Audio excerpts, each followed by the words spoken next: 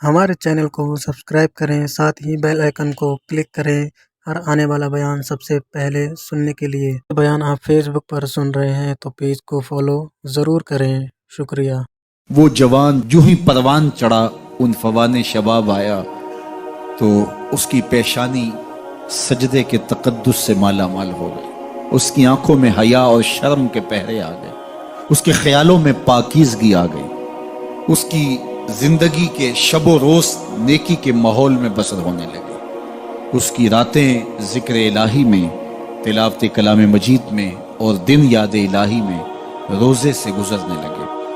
وہ جوان جس کی جوانی اللہ کی عبادت میں گزری، کیونکہ جوانی اگر عبادت میں گزر گئی تو بڑھاپا تو پر نور ہے ہی ہے۔ سب سے مشکل مرحلہ زندگی کا جوانی کا ہے۔ شیطان زیادہ ورغلاتا ہے کسی شخص کو جب وہ جوانی کے مرحلوں سے گزر رہا ہوتا ہے۔ تو جس کی جوانی خیریت کے ساتھ گزر گئی اور اس نے اپنی جوانی کے تقدس کو محفوظ رکھ کے منزل تک پہنچا لیا، اپنی عصمت کے جوہر کی حفاظت کی، اپنی آبرو کو لٹنے نہیں دیا، اپنی آنکھوں کی شرم و حیا پر پہرے بٹھائے اور آنکھ کو برباد نہیں ہونے دیا اور اپنی زندگی کے تقدس کا پہرا دیا، تو جو جوان اپنی جوانی کو خیریت کے ساتھ گزار گیا۔ کسی نے کہا تھا نا، کتاب زیست کا ایک اور باب ختم ہوا، شباب ختم ہوا، ایک عذاب ختم ہوا۔ تو جوانی جس کی منزل تک پہنچ گئی خیریت کے ساتھ، عافیت کے سائے میں، مشکل تو بڑا ہے جوانی کو منزل تک لے جانا، خیریت کے ساتھ داغدار نہ ہونے دینا، جوانی کے تقدس کو رسوا نہ ہونے دینا، عصمت کے جوہر پہ کالک نہ لگنے دینا، خواہشات کو غالب نہ آنے دینا۔ آسان کام تو نہیں ہے، مشکل کام ہے، لیکن اگر کوئی مشکل کاٹ گیا، جوانی کے تھوڑے سے ایام میں گزار گیا، اللہ اکبر۔ حضرت شیخ ختلی کہتے ہیں، داتا گنج بخش علی حجویری علیہ رحمہ کے مرشد ہیں، الدنیا یوم ولنا فیہا صوم۔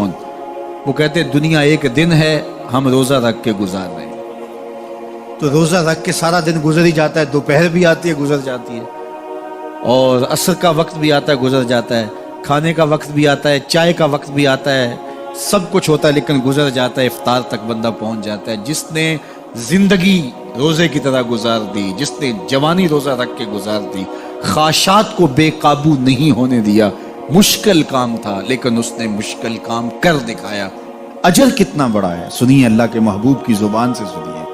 حضور نے ارشاد فرمایا جو سیدنا ابو ہریرہ کے ذریعے سے ہمارے تک پہنچا، فرمایا قیامت کے دن جب سورج کا رخ سیدھا ہوگا، زمین تانبے کی ہوگی، لوگ پسینے میں شرابور ہوں گے، کوئی ٹخنوں تک پسینے میں، کوئی گھٹنوں تک، کوئی کمر تک، کسی کو پسینے کی لگام دی جائے گی، اور وہ پسینہ ایسے نہیں ہوگا جس طرح یہ پسینہ ہے، اتنا گرم ہوگا۔ ابن رجب حنبلی کہتے ہیں اس پسینے کا ایک قطرہ اگر احد پہاڑ پہ ڈال دیا جائے تو وہ پگھل جائے، اتنا گرم ہوگا، بدبودار اتنا ہوگا، ایک قطرہ دنیا پہ ڈال دیا جائے، انسان کیا جانوروں کے دماغ بھی پھٹ جائے، اس پسینے میں لوگ شرابور ہوں گے۔